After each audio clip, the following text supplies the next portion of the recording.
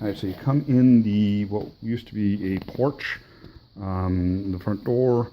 You take a left into the master bedroom, which was the garage, and has the window unit. Has the laundry room in here, and the functional bathroom. It's obviously going to be some wallpaper and stuff, the carpeting and stuff. As you come in from the front door, if you take a right, you come into what would essentially be a formal room or grown-up room. To the left, straight through to that, is a eating area, which is perfect for our dining room. Kitchen is small, but it seems to fit. Well, it's tight. Let's just say it's tight. There's the formal room. This here is a pantry. Alright, so down here you got 2 bedrooms and a bath, pull down attic.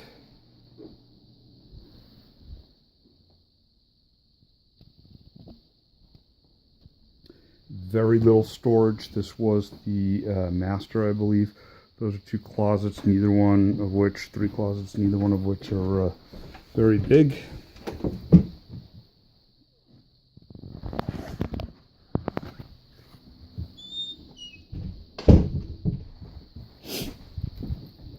Another closet over there.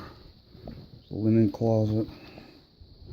And as you go through the kitchen, you come into what is essentially a TV room, a family room. And this feels like a lot of space in here. Goes out to the backyard, which is really nicely landscaped and not at all crowded feeling. Actually, I don't need to go out there. Again, there's a full yard between us and the main road out there.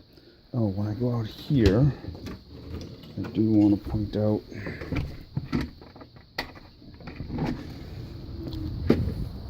so here's the pretty old air conditioning unit.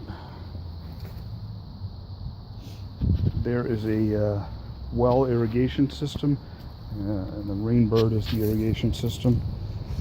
Like I said, there's low maintenance back here. It's got the shed.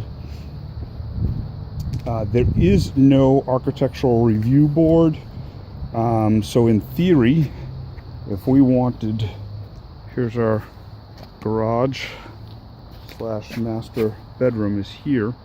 So in theory, if we wanted to bring the garage master bedroom out, we could and put another office or something out here, or bring what used to be the porch back a little bit and create a space there. So there's room to do that around.